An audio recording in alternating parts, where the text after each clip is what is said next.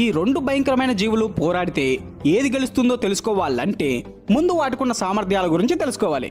కానీ దానికంటే ముందు ఒకసారి టైటానోబోవా గురించి రీకాల్ చేసుకుందాం.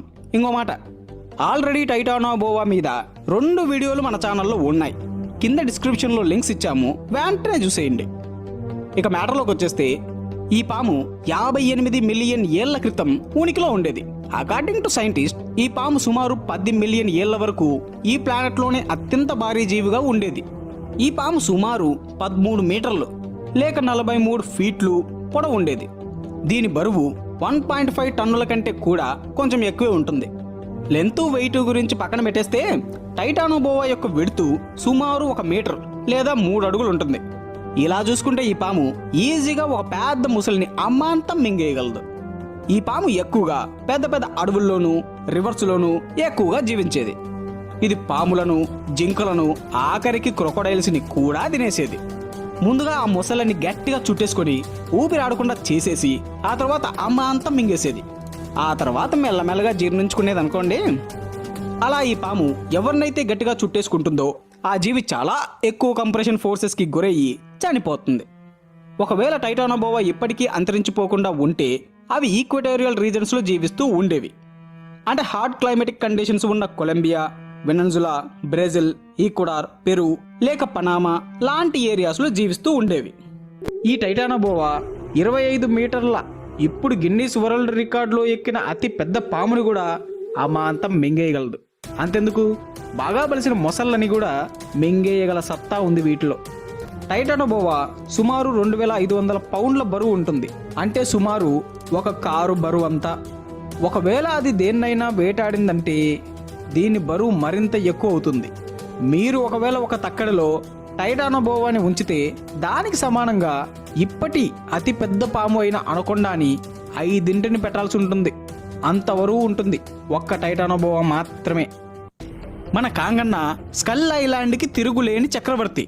కానీ అదంతా ఒకప్పటి మాట. ఎందుకంటే మన కాంగన్న తన సామ్రాజ్యాన్ని విస్తరించి ఇప్పుడు హాలో ఎర్త్లో కూడా అడుగుపెట్టాడు. అంతేకాకుండా అక్కడున్న టైటాన్స్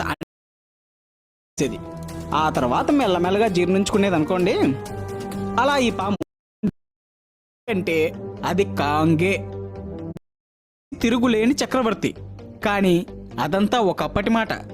ఎందుకంటే మన కాంగన్న తన సామ్రాజ్యాన్ని విస్తరించి ఇప్పుడు హాలో ఎర్త్లో కూడా అడుగుపెట్టాడు. అంతేకాకుండా అక్కడున్న టైటాన్స్ అన్నింటికంటే కూడా చాలా బలమైన దృఢమైన టైటాన్ ఏదైనా ఉంది అంటే అది కాంగే. ఎందుకంటే ఇప్పటి వరకు మనకు చూపించిన హాలో ఎర్త్లోని అన్ని క్రియేచర్స్లో కాంగే నెంబర్ 1 లాగా కనపడింది.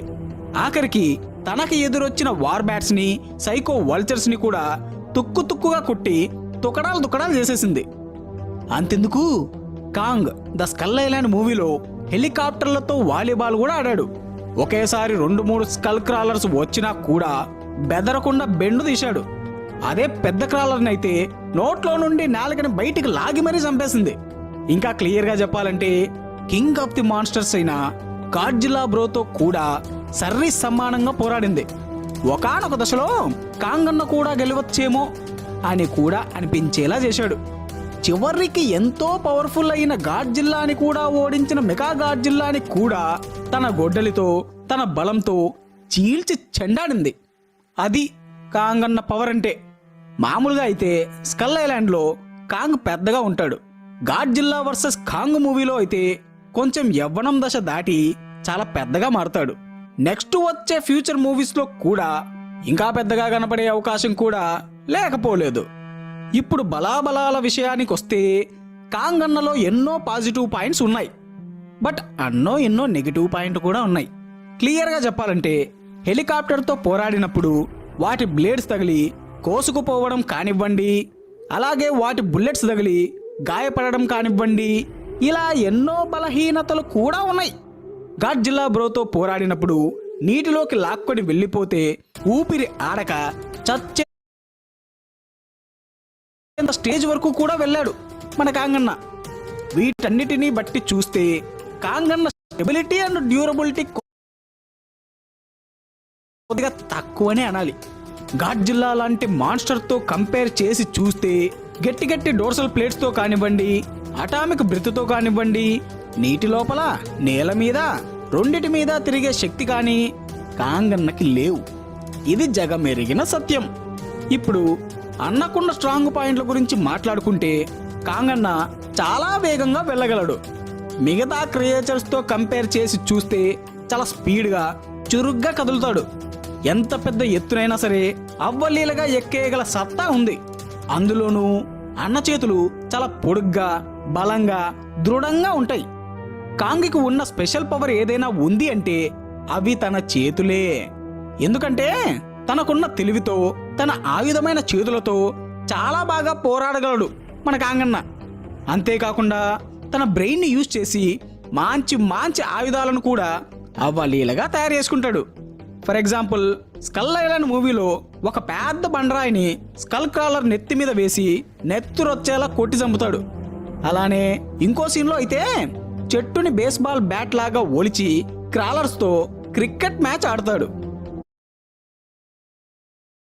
ఇక ఆ బోట్ ప్రొపెల్లర్ బ్లేడ్స్తో నరకడం ముందు చూశారు. నా భూతో నా భవిష్యత్తి. మరి ఇలాంటి కాంగన్నకి డోర్సల్ ప్లేట్స్తో తయారు చేసిన అలాంటి గొడ్డలి దొరికితే ఇంకేమైనా ఉందా? సూపర్ చార్జ్ అయిన మెగా గాడ్జిల్లాని కూడా నరికినట్లు నరికి పోగులెట్టేస్తాడు. అది కాంగన్న యొక్క బ్రీఫ్ ఇంట్రడక్షన్. ఇప్పుడు ఈ రెండిటి గురించి పూర్తిగా తెలుసుకున్నాక ఈ రెండు ఒకవేళ గొడవపడి యుద్ధం చేసి పోరాడితే ఎవరు గెలుస్తారంటే the king of the skull island, Kong. Yes, మన కాంగన్ననే గెలుస్తాడు. టైటానోబోవా ఒకవేళ కాంగన్నని చుట్టేసి ఉక్కిరిబిక్కిరి చేసేసినా కూడా కాంగన్న తన బలమంతా ఉపయోగించి దాని నుండి తప్పించుకుంటాడు.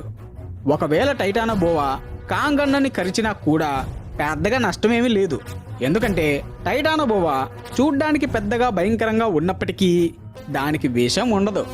సో కాంగన్న ఇందులో కూడా సేఫే.